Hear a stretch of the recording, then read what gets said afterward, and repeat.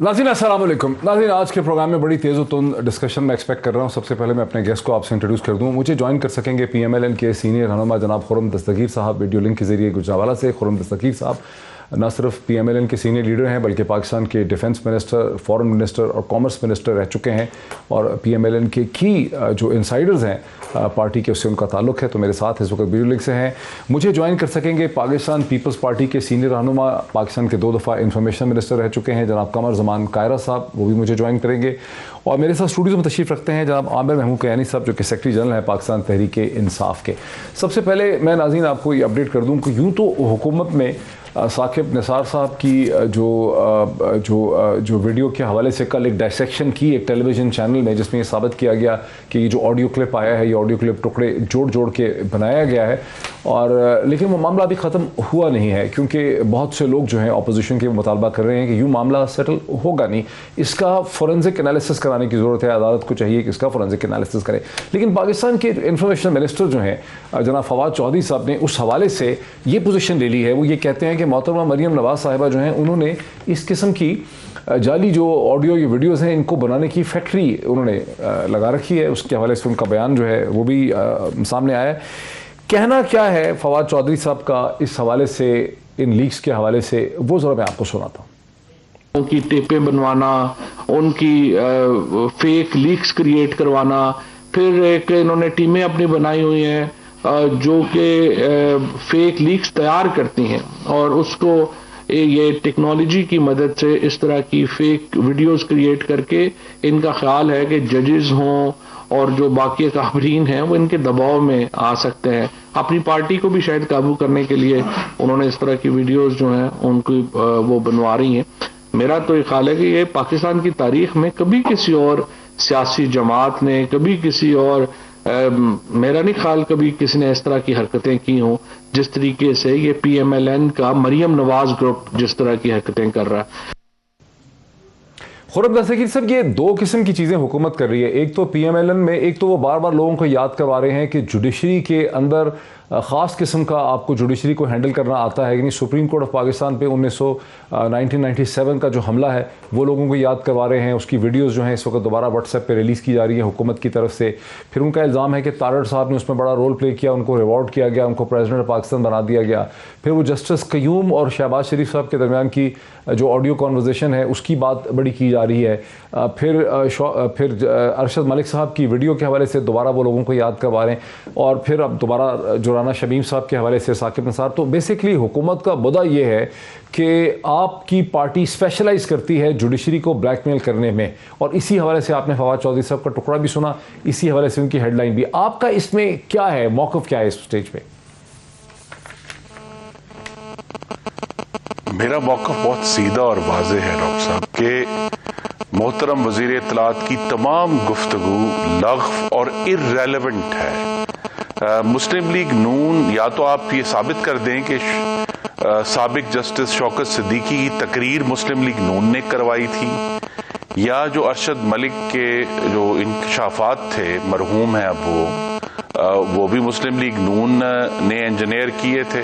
फायजीसा के ऊपर जो पूरा रेफरेंस हुआ और उस पर जो जिस तरह काजी फायजीसा की और उनके खानदान पे, उनके बच्चों पे गांदो चला गया, वो भी शायद मुस्लिम लीग नून ने ही ऑर्केस्ट्रेट किया था। या अभी जो राना शमीम साहब का एफिडेविट सामने आया है वो भी हमारे खाते डाल दें। देखिए, ये मामला इस वक्त मुस्लिम लीग नून का और हुकूमत का नहीं है। तो ये जो 5 केसेस मैं कोट कर रहा हूँ, शौकत सिद्दीकी साहब की तकरीर, काजी फायजीसा का पूरा रेफरेंस, जिस तरह चला, जिस तरह उस पर हमला हुआ, जिस तरह अब अरशद मलिक साहब मरहूम के इंकशाफात सामने आए, फिर राना शमीम का एफिडेविट सामने आया, और अब ये जो लेटेस्ट ऑडियो टेप आई है, ये 5 चीजें ऐसी हैं जिस पर पाकिस्तान की अदलिया को बड़े अदब से अर्ज करता, खुद नोटिस लेकर इन्वेस्टिगेट करके तो फिर इस पे कोई हतमी राय देनी चाहिए। हुकूमत तो बिल्कुल ही इस पोजीशन में नहीं है कि वो किसी तरह वेरीफाई करे। लेकिन जो डायसेक्शन कल एक टीवी चैनल की तरफ से आए, जिसमें उन्होंने वर्ड बाय वर्ड दिखाया कि साकिब निसार ने क्या कहा, ऑडियो क्लिप में क्या है, उसके बाद भी आप समझते हैं कि अब हुकूमत को मजीद इस पर कुछ करना चाहिए? जो कल एक उसका डायसेक्शन आ गई है सामने, कल सारा दिन चलती रही, आज सुबह भी चल रही थी। अगर मैं वजीर इत्तलात का टैक्टिक इस्तेमाल करूं एक ऐसा चैनल जो पंजाब के एक साबिका सीनियर वजीर जो हुक्मरान पार्टी के हैं उनकी मलकियत में है, क्या वो काबिल एतबार है, या अमेरिका में गैरेट डिस्कवरी जो एक वेल नोन रेप्यूटेड फर्म है ऐसे मामलात को देखने के लिए, हम उस पर यकीन करेंगे? तो हम जाहिर है हम गैरेट डिस्कवरी पर यकीन करेंगे। हम हुक्मरान पार्टी के एक रुकन के मलकियती चैनल की अपने चैनल में बैठकर बनाई गई जबरदस्ती की जो फोरेंसिक है हम उसे एक्सेप्ट नहीं करेंगे। इसलिए मेरी इस्तदा है कि बजाय ये कि हम इन चीजों को हवा दें, पाकिस्तान की आला अदलिया इसका खुद नोटिस लेकर इन 5 वाकयात के ऊपर गौर करे। 97 में जो सुप्रीम कोर्ट का हमला है उसको उठाया जा सकता है। तो फिर पाकिस्तान जुडिशरी के माजी में 200 केस है जिसने पाकिस्तान की आईनी तारीख के अंदर वो नजरिया जरूरत का जहर भर दिया। पाकिस्तान की अदलिया की तारीख में नुसरत भुट्टो केस है और पाकिस्तान की अदलिया की तारीख में जफर अली शाह केस है। ये सिर्फ 3 बड़े केस है जिन्होंने पाकिस्तान में आमरीयतों को जस्टिफाई किया। पाकिस्तान के आज के 22 करोड़ अवाम को बार बार आमरीयतों के तहत 10-10 साल रहने पर उनको जस्टिफाई करके उनको लेजिटिमेसी दी। तो इस तरह के इशू जब खुलेंगे तो बात दूर तक जाएगी। बेहतर यही है कि अदलिया खुद अपना घर साफ करे। ठीक है, कमर जमान खैरा साहब, आप पाकिस्तान के ट्वाइस इंफॉर्मेशन 2 दफ़ा आप पाकिस्तान के इंफॉर्मेशन मिनिस्टर रह चुके हैं। अब एक टेलीविजन चैनल ने, मालिक उसका कोई भी हो टेलीविजन चैनल का, लेकिन उन्होंने बाकायदा दिखाया और भी लोगों ने देखा कि साकिब निसार साहब की तकरीर के मुख्तलिफ टुकड़े, एक्चुअल तकरीरें सामने आ गई हैं जिनके टुकड़े उस ऑडियो क्लिप में इस्तेमाल हुए। अब आप क्या समझते हैं कि अब इसके बाद भी मतलब कोई एक फोरेंसिक एनालिसिस की गुंजाइश रह गई है, या ये साबित हो गया है कि अहमद नूरानी साहब ने जो ऑडियो क्लिप वहां से निकाली थी वो दर हकीकत बेसिकली टुकड़े जोड़ जोड़ के बनाई थी? आपकी पार्टी का क्या मौक़िफ़? डॉक्टर साहब, पाकिस्तान की तारीख में जुडिशरी का किरदार बड़ा अजीब सा रहा है। जहाँ कुछ अच्छे जज साहबान ने कुछ अच्छे फैसले किए, वहाँ बड़े मशकूक और बड़े गलत फैसले भी हुए। और 3 फैसलों का जिक्र तो मेरे साथी ने किया, लेकिन बहुत सारे और फैसले भी हैं जिसमें भुट्टो केस है। शहीद भुट्टो को जिस तरह फांसी दी गई और जजेस के अपने इतराफात मौजूद हैं, ये बड़ी एक तकलीफ देह है। और ये सिर्फ किसी एक इदारे की बात नहीं है। इस तरह का कमजोर रवैया बाकी इदारों की तरफ से भी होता रहा। वो पार्लियामेंट हो सकती है, वो हमारे बाकी दिफाई इदारे हैं, इंटेलिजेंस हो सकती है, लेकिन ये मामला अब इतना दूर चला गया है। अब इस मामले को किसी एक तरफ लगना चाहिए। अगर ये फेक है तो पनिश होना चाहिए, अगर दुरुस्त है तो इसके ऊपर इन्वेस्टिगेट होना चाहिए।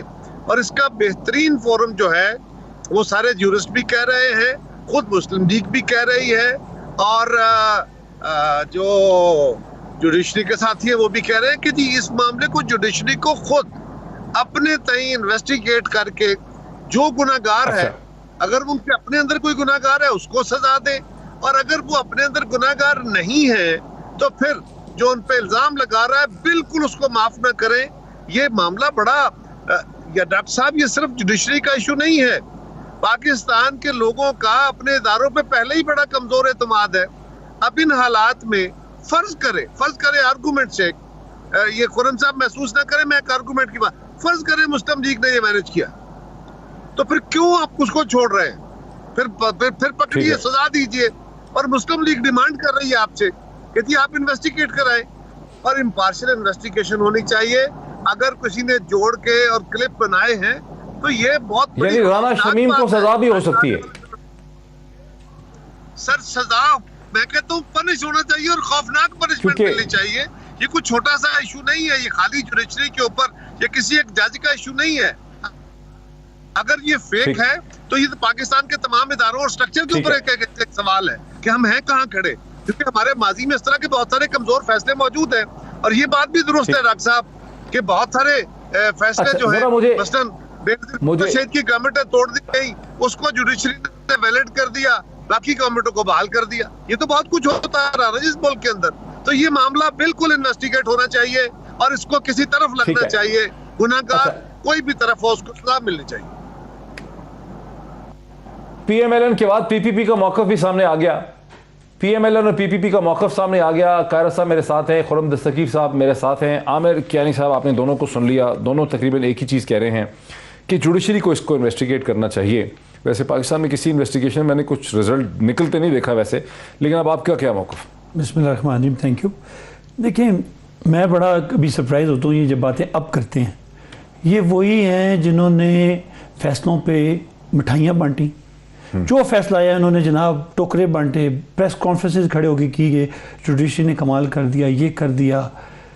जब ये पीडीएम की सूरत में बाहर चले गए हैं तो इनको अब बड़ा एक खौफ आ रहा है कि जी अब क्या हमारे खिलाफ ये क्या हो जाएगा। ये इसकी आपको बड़ा गौर करना पड़ेगा, इसके बेनिफिशरीज कौन है। ये जो सारा इवेंट हुआ है और जो होता है अब जो हुआ है और इससे पहले भी जो होते रहे हैं और अभी स्पेशली ये हुआ है, वो इनके बेनिफिट वगैरह जो है ना, इनके जो बादशाहत है ना जो इनकी पार्टी के अंदर, क्योंकि इनकी पार्टी की जो सारी लाइन और लेंथ है ना वो है मुफाद और औलाद की सियासत। मुफाद और औलाद की सियासत, ये नई टर्म आपने कोई? ये है टर्म, बड़ी ज़बरदस्त टर्म है, क्योंकि ये इनका पूरा जो क्रक्स है ना वो यही है कि आप अपने मफादात इकट्ठे करें, उसके बाद वो उसको ट्रांसफ़र करें औलाद की तरफ, और औलाद के आगे जो बेचारी पार्टी है वो नीचे उनको डिफेंड ही करती रही कि यार क्या हुआ क्या। मिठाइयाँ भी इन्होंने बेचारों ने बांटी, नीचे सारा कुछ उन्होंने किया, वो खा पी के निकल गए, चले गए, वो खैर चले गए। अब अब रिसेंटली मैं कल इनके साथ था प्रोग्राम पे, तो खुर्रम साहब के साथ, तो उन्होंने कहा जी कि यही बातें की। मैंने इनसे पूछा कि जी हमारे फलां बंदे को केस हुआ, बरी हो गया, फलां बंदे का केस, नवाज शरीफ का, मरियम का, शहबाज का, सबके नाम लिए, ये किसने बरी किए? इन्हीं अदालतों ने बरी किए ना। तो आपका डबल स्टैंडर्ड क्यों है? जब इन्हीं अदालतों ने किए हैं तो फिर उस वक्त भी आप उसको कहते हैं कि आप गलत कर रहे हैं, नहीं होना चाहिए। तो ये जब एक अच्छा, और एक चीज को पकड़ेंगे लेकिन हजारों चीजें जो इनकी फेवर में होगी उनको नहीं करेंगे, और उसमें भी अपनी मिठाइयां, मतलब इनके दो राह मेयार है। और इनकी मैंने बता दिया कि ये जो यानी आप खुर्रम साहब, ये बेसिकली आमिर खियानी साहब ये कह रहे हैं कि आपकी पार्टी को अपनी मर्जी के फैसले अदालतों से चाहिए।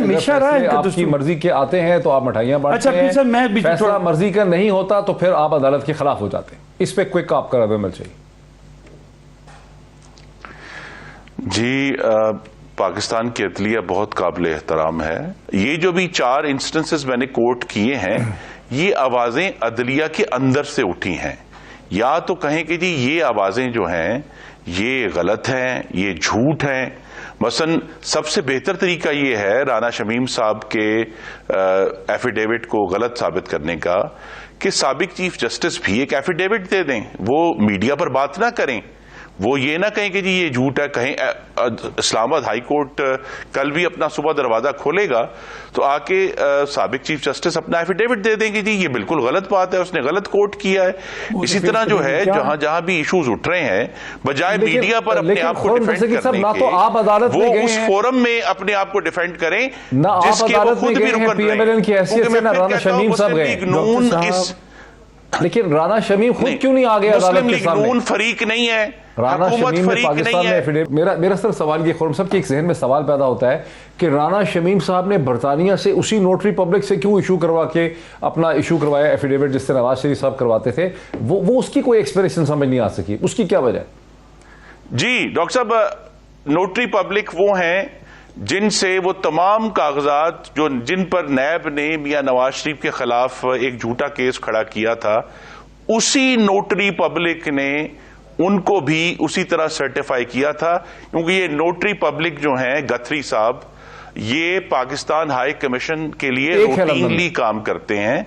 तो लिहाजा जब नैब लंदन जाती है तब भी मिस्टर गथरी उसको नोटराइज करते हैं। जब दूसरे लोग पाकिस्तानी जाते हैं तो पाकिस्तान हाई कमीशन चूंकि गथरी साहब को वैलिड समझता है, तो लिहाजा सबकी कोशिश यही होती है पाकिस्तानियों की कि वही उन्हें करें। तो आप इसको वेरीफाई कर लें, क्या नैब ने जनवरी 2018 में जब नैब की एक टीम लंदन गई थी तो उन्होंने भी इसी मिस्टर गथरी से तमाम अपनी डॉक्यूमेंट्स नवाज शरीफ के खिलाफ नोटराइज कराई थी। तो वो जो नोटरी पब्लिक है उसका इशू नहीं है, इशू पाकिस्तान की अदालत में सच और हकीकत का है। मेरी गुजारिश है, Guthrie is not the point, London is not the point. Point इज कि जो बात राना शमीम ने की है एफिडेविट में ऑन ओथ, उसको justice Saqib Nisar on oath चले पाकिस्तान के किसी नोटरी पब्लिक से उस पर स्टैंप लगवा के तो अदालत में आ जाएंगे, जी राना शमीम ने झूठ बोला है। लेकिन अभी तक 1 हफ्ता हो गया है, साकिब निसार साहब ने मीडिया पे तो जरूर बात की है मोहतरम ने, लेकिन वो अभी तक अदालत में ऑन पेपर नहीं आए। किसी भी एलिगेशन को रिबट करने में, और जितना वक्त गुजरेगा ये मामला गंभीर से गंभीर होता जाएगा, क्योंकि जब इस तरह की बातें उठती हैं और जिस तरह शौकत सिद्दीकी को समझा कोर्ट ने कि शायद हमने तो इनकी पटिशन नहीं सुनी। ठीक है, मैं ब्रेक ले लूं। बड़े सवाल इस पे उठते हैं कि हुकूमत अगर फरीक नहीं है तो फिर मुतालबे हुकूमत की तरफ से क्यों हो रहे हैं? फिर हुकूमत तो कुछ कर भी नहीं सकती है, हुकूमत फरीक नहीं है। और दूसरी तरफ नवाज शरीफ साहब की जो कन्विक्शन हुई है, नवाज शरीफ साहब को जो सजा हुई, उनके खिलाफ जो फैसला हुआ सुप्रीम कोर्ट ऑफ पाकिस्तान से, उस पर मौक़िफ़ लिया है खुर्रम दस्तगीर साहब ने। उस पर भी पीपल्स पार्टी के मौक़िफ़ को समझने की कोशिश करनी चाहिए। एक ब्रेक के बाद पीडीएम के सरबराह जनाब मौलाना फजलुर रहमान, जिनकी एक साइड के ऊपर शायद खाकान अब्बासी साहब खड़े थे, उनके पीछे आफ्ताब शेरपाव साहब थे, उनकी एक साइड के ऊपर मोहतरमा मरियम औरंगजेब साहिबा खड़ी थी। वहाँ उन्होंने इस प्रेस टॉक में, इस ब्रीफिंग में उन्होंने ऐलान किया कि पीडीएम की जमातों ने यह फैसला किया है कि उसके लीडर्स का, पीडीएम के लीडर्स का अगला जो समिट है वो 6 दिसंबर को होगा, और उससे पहले तमाम जमातें अपनी मरकज़ी जो कमेटीज़ होती हैं, जो सेंट्रल एग्जीक्यूटिव कमेटीज़ हैं, वहाँ की रिकमेंडेशंस उनके लीडरान तक आएंगी, यानी PMLN की, बाकी तमाम जमातों की, मौलाना फजल रहमान की जमातों की। और फिर उसके बाद एक हतमी फैसला होगा कि तहरीक इंसाफ की हुकूमत से निपटने के लिए क्या करना है। इससे पहले मौलाना ने इसी प्रेस टॉक में ये भी कहा कि मुश्तरका जो इजलास हुआ है पार्लियामेंट का, सेनेट और नेशनल असम्बली का, और उसमें जिस तरह से कानून साजी की गई है वो गैर कानूनी है, वो कानून के नाम पर एक मजाक है। खुद इलेक्शन कमीशन ऑफ पाकिस्तान जो है, जिसकी ताकतें छीन ली गई हैं, उसे सप्रेस कर दिया गया है। इलेक्शन कमीशन ऑफ पाकिस्तान और हमारा इस पे एक ही मौक़िफ़ है। यहां से आगे बढ़ाते हैं। कमर जमान कायरा साहब, अब इस वक्त पीडीएम ने जो पोजीशन ली है, इसका क्या पीपल्स पार्टी भी हिस्सा है? पीडीएम का पीपल्स पार्टी हिस्सा नहीं। पीडीएम तो खैर इस वक्त नॉन एग्जिस्टेंट है, क्योंकि पीडीएम 10 बातों का एक अंडरस्टैंडिंग थी, उसमें से 2 जमातें जब निकल गई तो वो अंडरस्टैंडिंग नहीं रही। लेकिन वो अपने आप को पीडीएम कह रहे हैं तो कहें बिस्मिल्लाह, उनके लिए हमारी दुआएं हैं। लेकिन पीपल्स पार्टी और ANP उसका हिस्सा अभी नहीं है। पार्लियामेंट के अंदर हमारा आपस में तावन जारी है, लेकिन इस फोरम से क्योंकि हमारे साथ जो नाजेबा और नारवा सलूक किया गया, उस पर एहतजाजन पीपल्स पार्टी भी उससे बाहर है और ANP ने भी उससे इनकार कर दिया। Very interesting position. Qamar Zaman Kaira साहब की पोजीशन बड़ी इंटरेस्टिंग है। खुर्रम दस्तगीर साहब, ना सिर्फ इसके कि ये तो हमें पता ही था कि पीपल्स पार्टी और ANP इस वक्त पीडीएम का हिस्सा नहीं है, मेरा सवाल तो ये था कि क्या आपकी पोजीशन को सपोर्ट करेंगे, लेकिन उन्होंने ये कहा है कि खुद पीडीएम जो है वो एक फिक्शन है, बिकॉज पीडीएम मुकम्मल ही नहीं होती थी। पीपल्स पार्टी और ANP के निकल जाने के बाद उसकी कानूनी हैसियत या पोलिटिकल हैसियत ही खत्म हो जाती है। तो ये जो 6 तारीख का समिट हो रहा है, फिर इसमें आप क्या अचीव कर पाएंगे? फिर ये तो आप और मौलाना ही हुए। नहीं, मैंने कहा नॉमेनक्लेचर की हद तक नहीं है, ये 10 जमातों का इत्तेहाद था, लेकिन मैंने कहा कि मैं उनके लिए दुआगो हूँ, मैं उनके लिए नेक ख्वाहिशात रखता हूँ कि वो कामयाबी हासिल करें। ठीक है, हाँ, लेकिन सिर्फ ख्वाहिशात होंगी या कुछ और भी होगा? तो देखिए ना, उसके ऊपर वो एक अलग बहस है कि हमने अपना उस पर नुक्ता नजर दे दिया है। आपके सवाल का जवाब मैंने दे दिया, वो अलग बहस। सही है।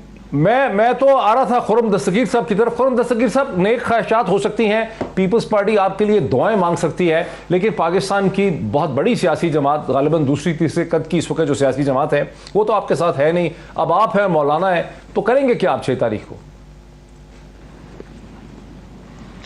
जी, हमने 20 सितंबर 2020 को एक 27 नुकाती एक अपनी मैनिफेस्टो या एक चार्टर शाया किया था, जिस पर हम सब ने दस्तखत किए थे।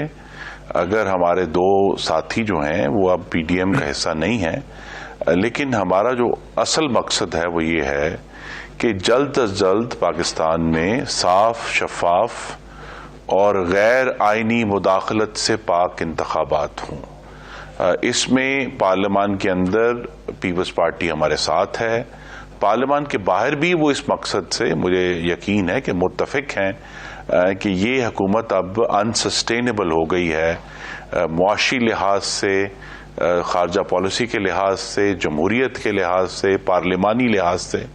आप अब गौर करें ना जी कि हमें IMF से $1 अरब लेने के लिए अपने पाकिस्तान के गरीबों को सूली पर टांग दिया है। उन्हें पहले ही बता दिया कि जी तेल की कीमतें जो भी जितनी मर्जी बढ़े, हर महीने जो है वो 4 रुपए पेट्रोल की लेवी जो है वो बढ़नी है। आप अपना गला काटने के लिए तैयार हो जाएं। जो भी हो दुनिया में मामलात हों, लेकिन पाकिस्तान में जो है बिजली की कीमत जो है वो मजीद हर 2 हफ्ते बाद तो वैसे ही बढ़ा देते हैं, हम इसको मजीद बढ़ाएंगे। और एक अजीब व गरीब आर्ग्यूमेंट डेवलप किया है कि जी पूरी दुनिया में महंगाई है, पूरी दुनिया में महंगाई 5% बुनियादी आर्गुमेंट ये है कि पाकिस्तान में महंगाई 20% है। ये फर्क है जी। तो उसी के लिए पार्लियामेंट के अंदर भी जदोजहद हो रही है, पार्लियामेंट के बाहर भी जदोजहद हो रही है। हाँ, ठीक है।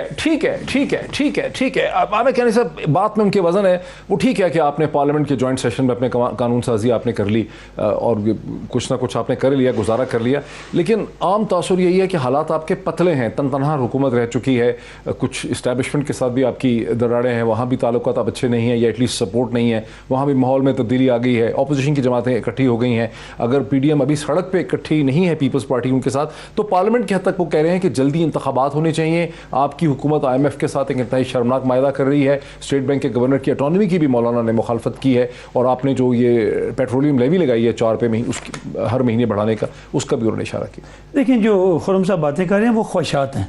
उन्होंने किस लिए ना, देखिए आप इसको पीछे चले जाएं, 1.5 साल से ये PDM पहले भी जलसे करती रही है। अभी रिसेंटली 4 दिन पहले 5 दिन पहले इन्होंने पे पार्टी गालिबन उसमें नहीं होगी 800 बंदे का सब, ये तमाम जमातें जो भी खड़ी हुई थी इन्होंने पेशावर में किया है। 800 भी नहीं थे ये। देखें, इनसे तो हमें क्या इनसे तो हमें वैसे ऑनेस्टली स्पीकिंग को खतरा है ही नहीं। अच्छा, क्योंकि वजह ये है कि खतरा आपको किससे नहीं? देखें, हमारा इंटरनेशनल जो प्राइसेस बढ़ रही हैं वो हमारे लिए प्रॉब्लम ज़ाहिर हैं।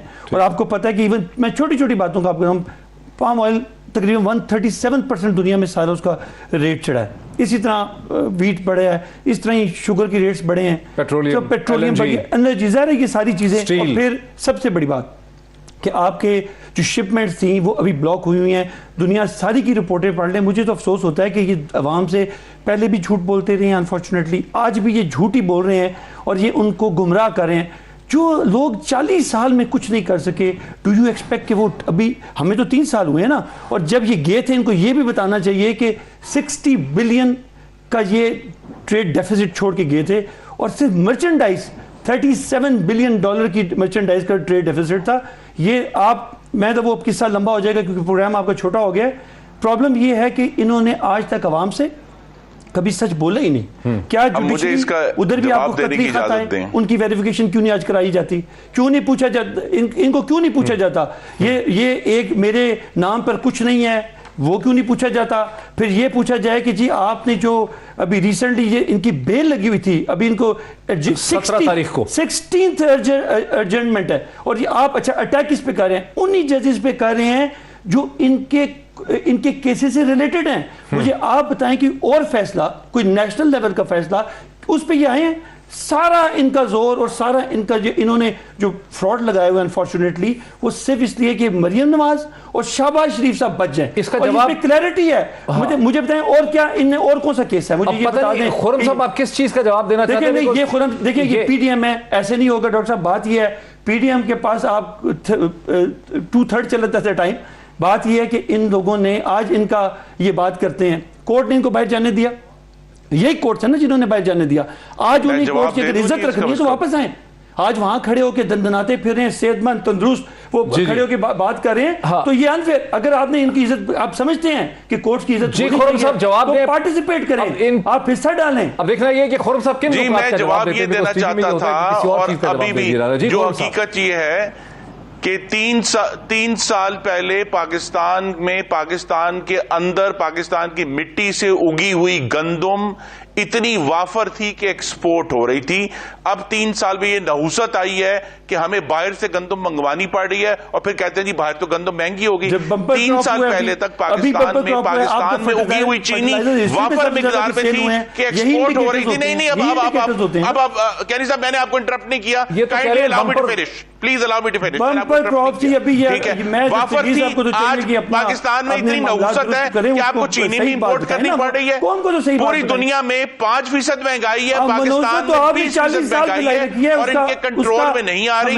दूसरी बात है कि जिस अदालत के आपने आगाज किया, प्लीज कैरी साहब आप मुझे इंटरप्ट कर रहे हैं। आपका ट्रेड डेफिसिट का मुझे अब जवाब दें, हाईएस्ट इन हिस्ट्री। डॉक्टर साहब आप कैरी साहब के साथ शो कर ले, मैं तो शो नहीं कर सकता ये, अगर मुझे इंटरप्ट करेंगे तो जी नहीं, ये तो कोई तरीका नहीं है। बात मुकम्मल मैंने करने पूरे दो। शो में इनको इंटरप्ट नहीं किया। This is not the way. इल्जाम आप लगाएंगे कि जी झूठ आप बोल रहे हैं, आपने बार बार झूठ बोलने का इल्जाम लगाया है। मैंने तो झूठ के लफ्ज में भी अभी प्रोटेस्ट करना है कि आप इस तरह का झूठ बोला गया है। सच ये है कि अदालत ने बनी गाला को 11 लाख रुपए लेकर रेगुलराइज कर दिया और पूरे मुल्क में गरीबों की छतें गिरा दी हैं। ये सच है। सच ये है कि अदालत ने बनी गाला को सिर्फ 11 लाख रुपए में रेगुलराइज किया, ये भी सच है। और पूरे पाकिस्तान में लोगों की छतें गिरा दी हैं, लेकिन नहीं, इसमें नहीं मानेंगे। इसका जवाब ले लो। दुनिया में महंगाई 5% है, इस मुल्क में 20% जवाब देना चाह रहे हैं। और ये जो महंगाई है पाकिस्तान में वो इमरान खान की नालायकी, बदइंतजामी और माफिया सरपरस्ती की वजह से है। अच्छा, इसका जवाब ले लें, फिर जवाब ले लें। मैंने कहा साहब की बात है, हमने लोगों के अरबों के टैक्स से अपने घरों की दीवारें नहीं बनाई है। पाकिस्तान के लोग जो है पाकिस्तान के लोग 11 लाख रुपए का जवाब देते हैं बच्चों के मुस्तकबिल के लिए परेशान है। पाकिस्तान के लोग ये सोच रहे हैं कि वो अपने बच्चों को खाना 11 लाख रुपए का जवाब ले लें, अरबों का जवाब दें जो उन्होंने जाती उम्र में बच्चों के 11 लाख की बनी गाला की रेगुलराइजेशन हुई। सर गलत बात है, इसलिए इनको पता नहीं है, इस्लामाबाद से इनका तलक नहीं है। मैं इस्लामाबाद का रहने वाला हूँ। उस वक्त बलदियाती इलेक्शन होते थे, जो यूसी का चेयरमैन होता था वो नक्शे पास करता था और फीस लेता था। उस जमाने में जब बनी गाला बना, आज 12 को सारा बना है, बनी गाला बना है, फीस पे करके ये बनाया गया है। अच्छा ठीक, ये तो अदालत ने मुझे ये बताइए कि अगर खुरम साहब ने कराची के लाखों घर जो हैं अपना वो चंद हजार रुपए ना देने की वजह से गिराए जा सकते हैं। कभी किसी बनी गाला को 60 रुपए स्क्वायर फुट पे कैसे अलाउ कर दिया गया? अवाम के टैक्स का पैसा नहीं लगाया आपने, तो अपनी दीवारें तक अवाम के टैक्स के पैसे बनाई है। क्या नहीं सर जी, खोर साहब आपकी बात मुकम्मल होगी। अभी तोशा खाना का आपने जवाब देना है, अभी तोशा खाना का तो आप जवाब ही नहीं देते कि जनाब इमरान खान साहब ऑन रिकॉर्ड है तो दें 40 साल का कि मुझे किसी ने पैसे दिए, मैंने 20% जमा कराए और बाकी की मैंने सड़क बना ली। ये कौन सा कानून है? प्लीज आए, ये इनको जवाब देना पड़ेगा तोशा खाना का भी। अभी तो बड़ी लंबी बातें आ रही हैं। अभी तो आटे का जवाब देना है, अभी दवाइयों का जवाब देना है, अभी चीनी का जवाब देना है, अभी घी का जवाब देना है, अभी पोल्ट्री का जवाब देना है, अभी पेट्रोल का जवाब देना है, फर्नेस ऑयल का जवाब देना है, एलएनजी का जवाब देना है। आप ये बात करेंगे तो फिर खुरम साहब पब्लिक सबका देंगे। ये कह रहे साहब प्लीज, खुरम साहब पब्लिक इंटरेस्ट में ये जरूरी है कि आप एक अपना सवाल रेज करें, इधर से एक जवाब लें, ताकि 1 बाय 1 करके कुछ आवाम को समझ तो आए कि आप लोग क्या कह रहे हैं। इस शोर गोगा में तो किसी को कुछ समझ नहीं आ रही। आपका की क्वेश्चन क्या है इनसे, एक दफा दोहरा। मेरा साफ और सीधा सवाल यह है कि पिछले 28 महीनों से पाकिस्तान में अशियाई कोरोना शुरू होने से 8 महीने पहले से पाकिस्तान में अशियाए खुर्दोनोश की महंगाई 10% से ऊपर है। इस वक्त कंसिस्टेंटली 17 और 18% हर महीने आ रही है।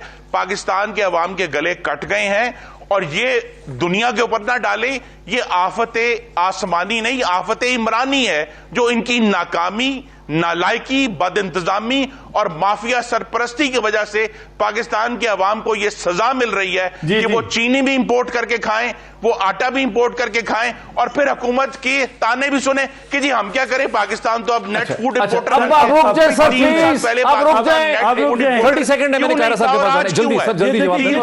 पाकिस्तान 3500 रुपए थी, आज 72 रुपए क्यों है?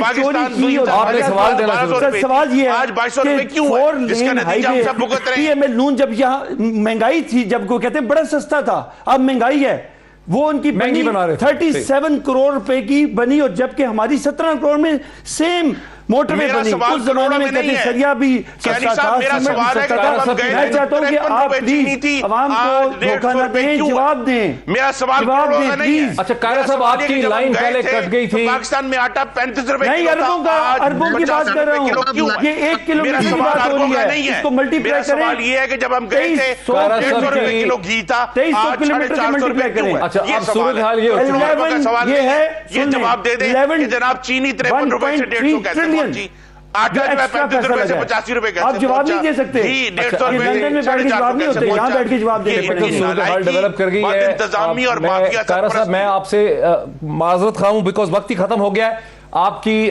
कमर जमान कायरा साहब की पहले लाइन एक्चुअली डिस्कनेक्ट हो गई थी जब मैं उनकी तरफ आना था, लेकिन अब वक्त बिल्कुल खत्म हो गया और चूंकि ब्रेकिंग आ गई, मौलाना फजल रहमान की प्रेस कॉन्फ्रेंस, पीडीएम की प्रेस कॉन्फ्रेंस की वजह से हमारा बहुत सा वक्त ज़ाया हो गया, इसलिए बात मुकम्मल नहीं हो सकी। आपने सबका मौक़िफ़ सुना, आज इतना ही, फिर आपसे मुलाकात होती है। बहुत शुक्रिया।